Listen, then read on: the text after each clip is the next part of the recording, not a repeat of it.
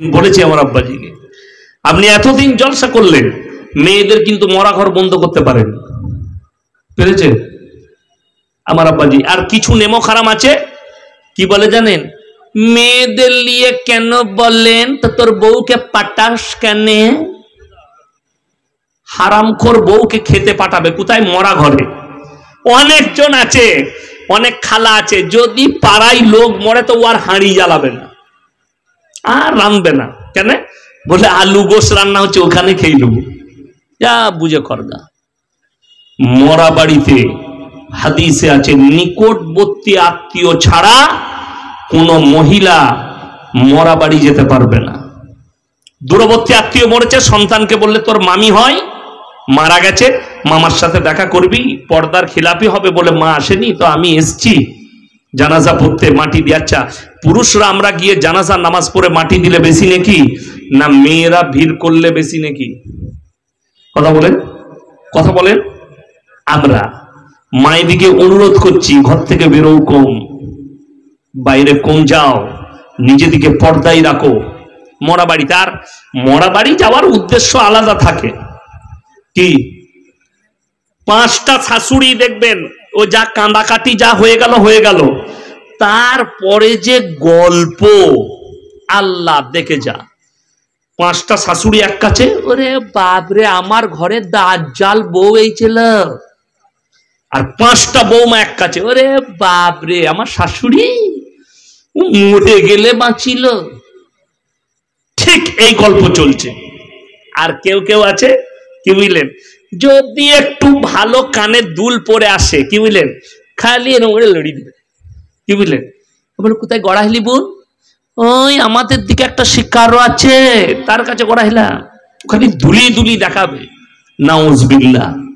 ইসলামী শরীয়ত বলছে তিনটে কারণ ছাড়া মেয়েরা বাড়ির বাইরে যেতে পাবে না। নাম্বার এক, যদি খুব অসুস্থ হয় ডাক্তারের কাছে পর্দার সহিত যাবে। নাম্বার দুই, নিকটতম আত্মীয় যদি মারা যায়, কাছের আত্মীয় পর্দার সহিত যাবে। নাম্বার তিন, হজ ফরজ হলে হজ করতে যাবে। আমার বন্ধুগণ ভালো করে বুঝবেন, আমার মায়েদিকে বলছি, তোমরা পর্দার সহিত মরা বাড়িতে যাবে, পর্দার সহিত নিকটতম আত্মীয় মারা গেলে যাবে, কিন্তু ভেবে দেখুন তো কোথাকার কে মরেছে ও জানে না, ও ঠিক গাড়িতে গিয়ে শাড়ি পরে বসে যাবে, লোক মরেছে আমাকে যেতে হবে। দুঃখটা ওই জায়গায়, আপনি শরীয়ত বুঝতে পারেননি, ইসলাম বুঝতে পারেননি। আপনার মাকে বুঝান, স্ত্রীকে বুঝান, বোনকে বুঝান। এটা মারাত্মক একটা দিক। এই দিকটা শুনলেন, এখানে একটা দিক বলে দিই, ইসলামে নারীদের জন্য পর্দাকে ফরজ করা হয়েছে, হয়েছে না হয়নি? নারীদের জন্য পর্দা কি ফরজ? আপনি ভেবে দেখুন, একটা পালস চকলেটের দাম কত? 1 টাকা, তাই না?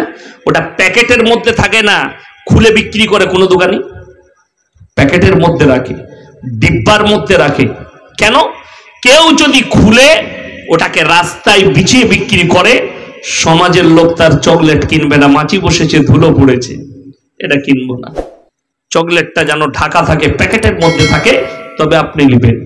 আপনি 1 টাকা পালস চকলেটের মূল্য বুঝতে পারলেন, তার ইজ্জত বুঝতে পারলেন, অথচ আপনি বুঝতে পারলেন না নিজের বিটির ইজ্জত, নিজের বিবির ইজ্জত, নিজের বোনের ইজ্জত, নারীর ইজ্জত বুঝতে পারলেন না। কোরআনে আছে ওয়ালা তাকরাবুজ জিনা ইন্নাহু কানা ফাহিশা ওয়া সা সাবিলা। ব্যভিচার করা তো অনেক দূরের কথা, যে রাস্তায় ব্যভিচার হয় সেই রাস্তার ধারে পাশে যাতায়াত করো না। আপনি জানেন কিয়ামতের আলামতের মধ্যে মারাত্মক আলামত, পরকীয়া সমাজের বুকে বেড়ে যাবে, বর্বরতার যুগের পাপগুলো সমাজের বুকে ফিরে আসবে মডেলিং হয়ে। আজকে আমি গাড়িতে আস্তে আস্তে দেখছিলাম একটা খবর, একটা 12 বছরের ছেলে, যদিও খবরটা বাংলাদেশের, একটা 12 বছরের ছেলে। কত বছর? 12 বছর। মানে ছেলেটা বালিগ হয়েছে, নাহলে হব হব, ছেলেটা বালিগ হয়েছে নাহলে হব হব, 12 বছরে বালিগ হয়ে যায়। যাই হোক, 12 বছরের ছেলে মানে তার, সে তো খেলাধুলা করবে, কিন্তু জানেন কত মারাত্মক ব্যাপার, মোবাইলে ফেসবুকে তার আইডি আছে ওই 12 বছরের ছেলেটার, তার বাপু জানেন একটা মোবাইল কিনে দিয়েছে দামি, এবং সে সেই এআই থেকে একটা ফটো আপলোড করেছে, নিজের ছবিটাকে এআই দিয়ে বানিয়েছে, তাতে মোচ লাগিয়েছে, ফেস কাট দাড়ি লাগিয়েছে, চেহারাটাকে একটু লম্বা চওড়া করেছে, এরপর ও ফ্রেন্ডশিপ পাঠায়, তো একটা মেয়ে ফ্রেন্ডশিপ পাঠিয়েছে, তার বয়স 22 বছর। আমি খবরটা দেখলাম, 1 বছর 6 মাস না 7 মাস না 1 বছর তার সঙ্গে প্রেম করছে। আজকে সে চলে এসছে তার বাড়িতে, বলছে তুমি এই ছেলেটাকে প্রেম করো, বলে না একে নয়, ছবি দেখাচ্ছে এই ছেলেটাকে, জিজ্ঞেস করছে মিডিয়ারা, বলে এই আইডিটা কার, বলে এটা আমার। সেই 12 বছরের ছেলেটা বলে আমি শুধু একটু মজা নিয়েছি তার সাথে।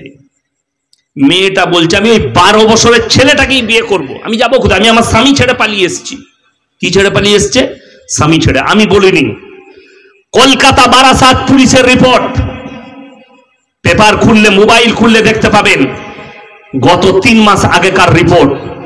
1 মাসের ভেতরে গোটা বারাসাত টাউনে 500টা মহিলা, বিবাহিত মহিলা তাদের স্বামীকে ছেড়ে পরকীয়ায় লিপ্ত হয়ে পালিয়ে গেছে অন্য পুরুষের কাছে।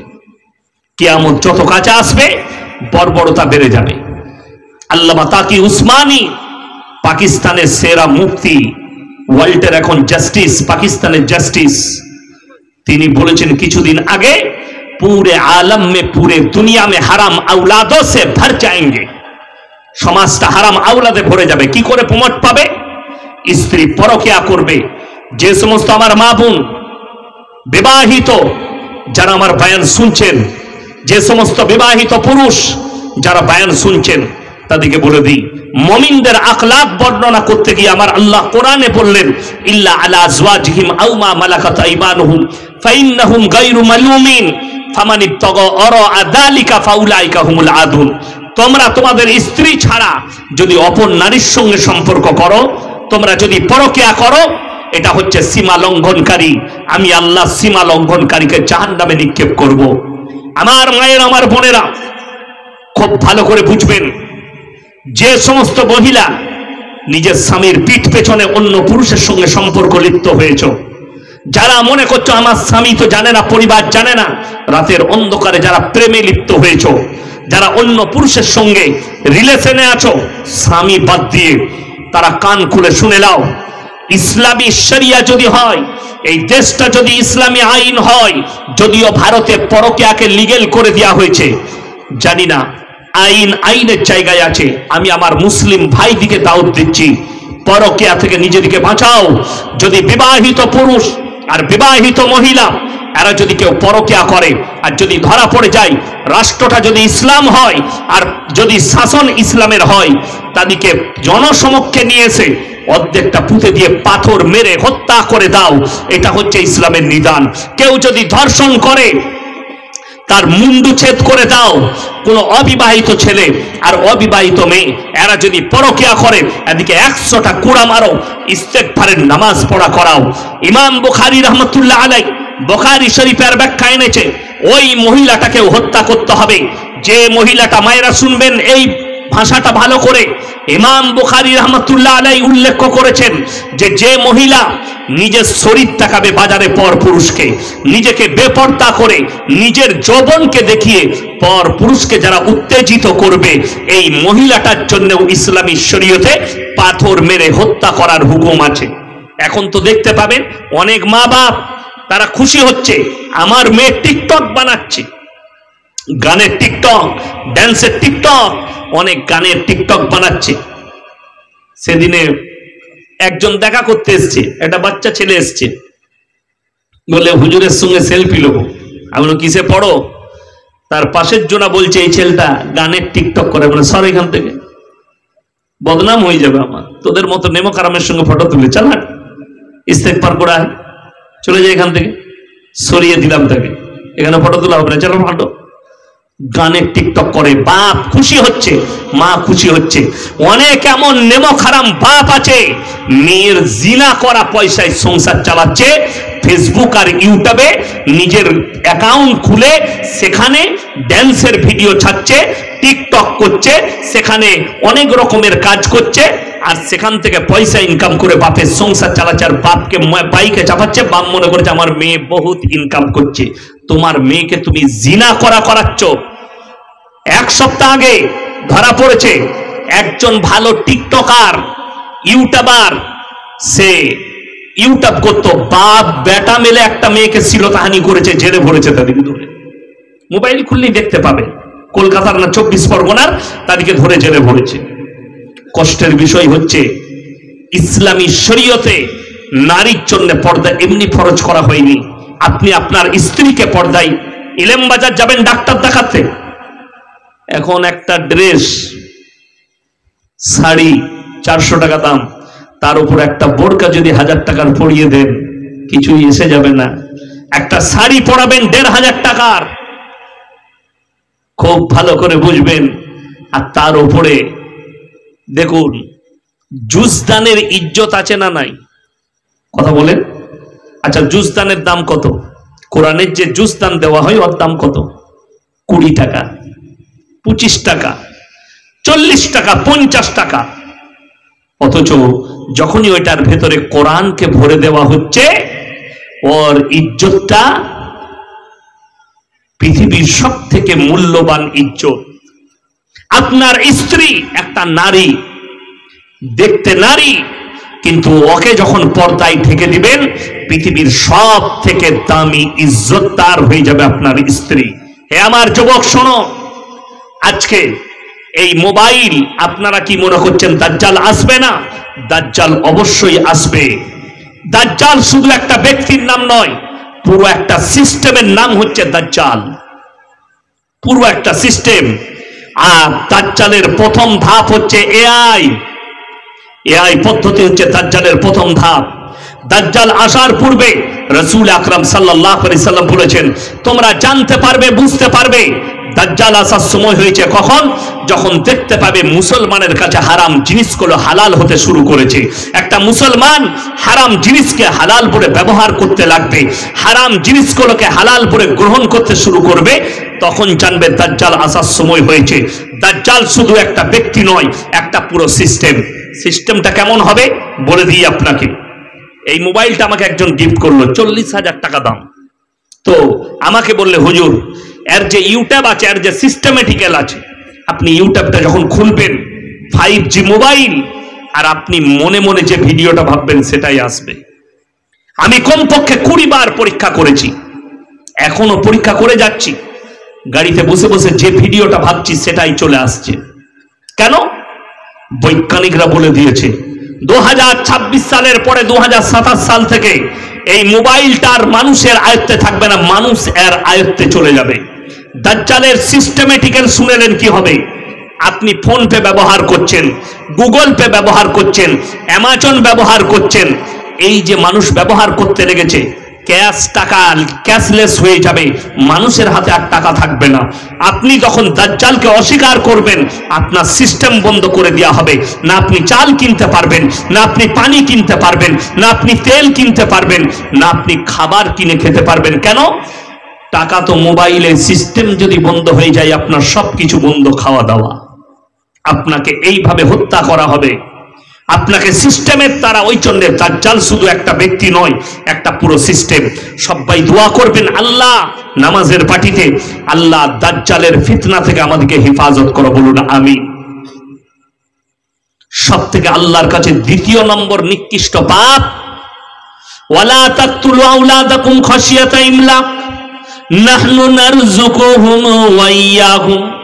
হে আমার নবী বলে দাও, তোমরা দরিদ্রতার ভয়ে তোমাদের আওলাদকে কতল করো না।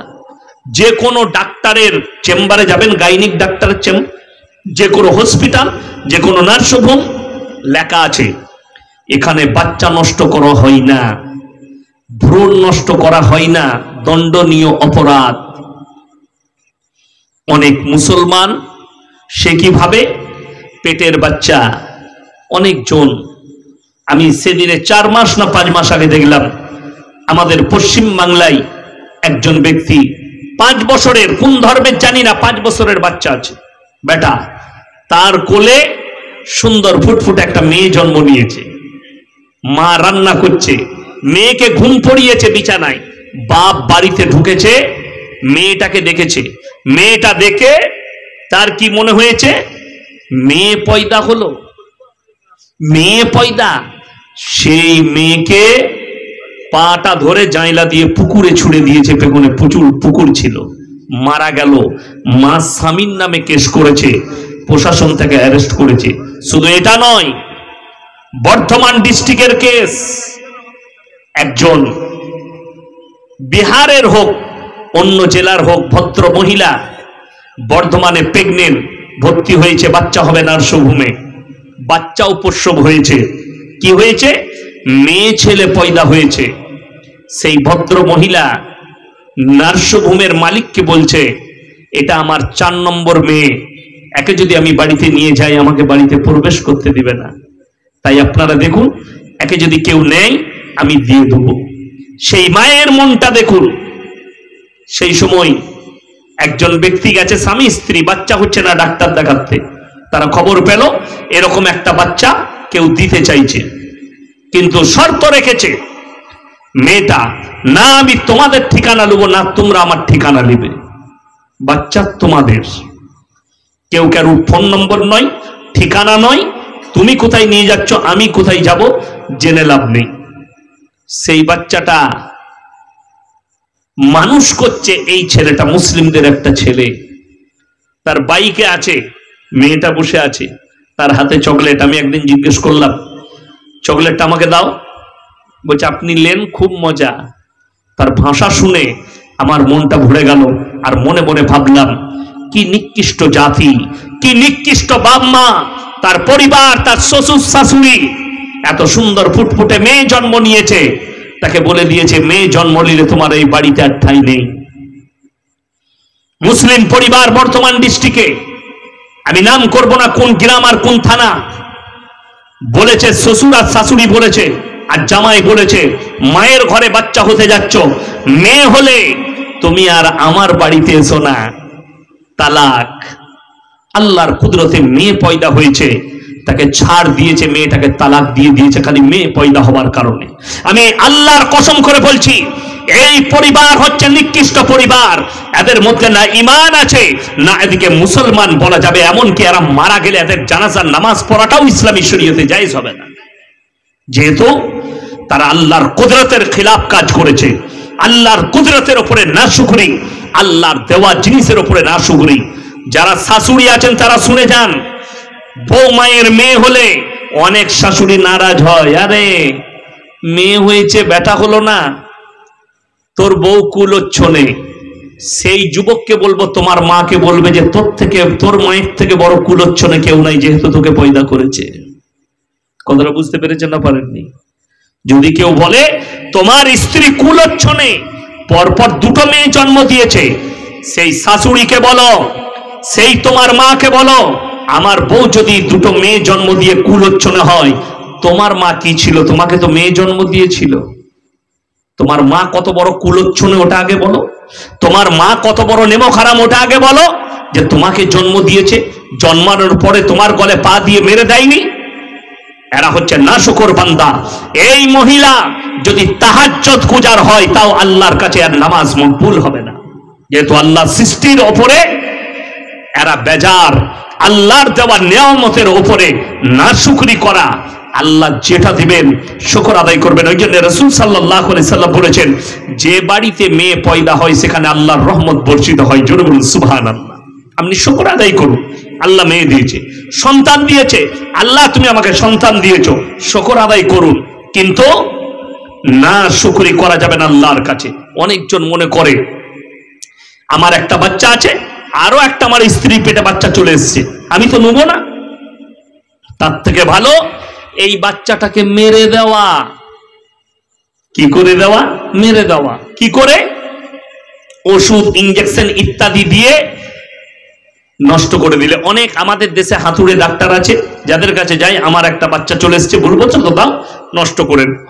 অনেক নার্সিংহোম বালা পয়সার জন্য তারা এই কাজগুলো করে দেয় লুকিয়ে, কিন্তু সরকার জেনে গেলে এদের উপরে আইনি ব্যবস্থা হবে, প্রশাসন জানলে আইনি ব্যবস্থা হবে। এই হত্যা করা আইন ভারতে নেই। যে আসছে, সকলে বলুন, রুজির মালিককে আল্লাহ। যে আসবে সে নিজের রুজি মেপে নিয়ে আসবে। যারা ভাবছেন আমার পেটের বাচ্চাকে আমি নষ্ট করেছি, রক্ত পানি হয়ে নদ নদী নালা পায়খানা চেম্বারে নেমে গেছে, পৃথিবীর কেউ জানে না। আল্লাহর কসম, সূরা আল ইমরান প্রথম পৃষ্ঠা, ইন্নাল্লাহা লা ইয়াখফা আলাইহি শাইউন ফিল আরদি ওয়ালা ফিস সামা। আসমান আর জমিনের মধ্যে যা কিছু আছে, কোন জিনিসটা আমার আল্লাহর কাছে গোপন নেই। আমার আল্লাহর কাছে সব জ্ঞান আছে। তোমরা কি করো, কোথায় যাও, কি খাও, কি বলো, তোমরা অন্তরে কথা বলো, আমি আল্লাহ শুনতে পাই। আমার বন্ধুগণ, আমার ভাই, এই প্রশ্ন আজকের নয়। যারা ভাবছেন রক্ত পানি করে পায়খানা চেম্বারে নদ নদী নালায় পৌঁছেছি, পৃথিবীর কেউ জানে না, একমাত্র কে জানে? আমি আর আমার স্বামী। আল্লাহর কসম, আল্লাহ জানে।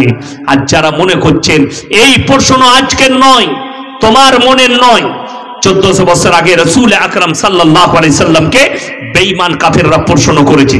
কি বলে? হে আল্লাহর নবী, মানুষ তো মারা যায়, মাটির সাথে মিশে যায়, ছাই হয়ে যায়, পানির সাথে মিশে যায়, আল্লাহ কেমন করে দাঁড় করাবেন? আমার আল্লাহ কোরআনে কসম খেলেন, কি বলে? লা উকসিমু বিয়াউমিল কিয়ামা ওয়ালা উকসিমু বিন-নাফসিল লাওয়ামা আয়াহসাবুল ইনসানু আল্লান নাজমা ইযামা বালা কাদিরিনা লা নুসাউইয়া বানানা। লা উকসিমু বিয়াউমিল কিয়ামা, আমি আল্লাহ কসম খাচ্ছি কিয়ামতের দিনের। ওয়ালা উকসিমু বিন-নাফসিল লাওয়ামা, আরো আমি কসম খাচ্ছি ওই সমস্ত আত্মার যারা বলে আল্লাহ মানুষকে কেমন করে দাঁড় করাবেন। হে আমার নবী, বলে দাও, শুধু তাদের আকৃতি নয়, হাত পা নাক কান গলা নয়, তাদের আঙ্গুলেতে যে লাকির গোলা আছে, আমি এইভাবে পরিপূর্ণ করে দাঁড় করাতে সক্ষম। জোরে বলুন সুবহানাল্লাহ। আল্লাহ তো কোরআনে বলেছেন, কেউ যদি কোনো অন্যায় ভাবে কোনো মানুষকে হত্যা করে, গোটা মানব জাতিকে হত্যা করলো। কেউ যদি পেটের বাচ্চাকে হত্যা করে, আপনি ভেবে দেখুন আপনার জান্নাতটা হবে না জাহান্নামটা হবে। আমাদের উস্তাদে মোহতারাম দারুল উলুম দেওবন্দের উস্তাদ হযরত मौलाना मुफ्ती यूसुफ साहब ताउली, আমি জিজ্ঞেস করলাম, हजरत जो लोग अपने पेट के बच्चे को खत्म कर देते हैं, कोख के बच्चे को मर्डर करते हैं, इसके लिए माफी के रास्ता क्या है? बोले अल्लाह से माफी मांगे, और ये इख्तियार तो अल्लाह के पास है, अल्लाह माफ करे या ना करे, लेकिन ये बड़ी पाप है, बड़ी गुनाह है, क्योंकि उन्होंने मर्डर किया, उन्होंने कत्ल किया। ওই জন্য প্রত্যেকটা মা বোন ভাইকে বলবো, যে আসছে সে রুজি মেপে আসছে, যে দুনিয়াতে আসবে সে রুজি মেপে আসবে। ওই জন্য ঝামেলা ঝঞ্ঝট করো না। ইসলামী শরীয়ত, আপনি শরীয়তটাকে শরীয়ত মনে করুন। নামাজ 5 ওয়াক্তের কেউ ছাড়বেন না, জোরে বলুন ইনশাআল্লাহ। 5 ওয়াক্তের নামাজ পড়া ফরজ না? ফরজ নয় বাবা, কথা বলেন, ফরজ। আমাদের দেশের কিছু বেনামাজি আছে, নামাজ তো পড়েই না, চায়ের দোকানে বলে নামাজ না পড়তে পারি, আমি হচ্ছে গ্রামের মধ্যে ভালো লোক, আমার ঈমানটা বেশি, এরকম লোক আছে না? নাই, নামাজ পড়ে না কিন্তু বলে যে আমার ঈমানটা বেশি। তারা একটু কান খুলে শুনেলেন, কিয়ামতের দিনে দুটো রাস্তা, একটা জান্নাতে যাবে জান্নাতীরা, একটা জাহান্নামীরা জাহান্নামে প্রবেশ করবে। এই জান্নাতীরা তাদেরকে দাঁড় করিয়ে দেবে, কি বলে? ফি জান্নাতি ইয়াতাসাআলুনা আনিল মুজরিমিনা মা সালাকাকুম ফি সাকার।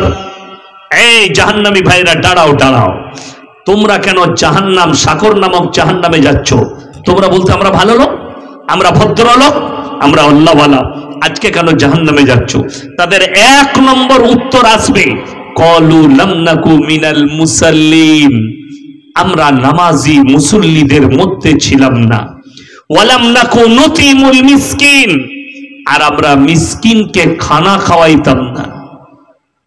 সব থেকে প্রথমটা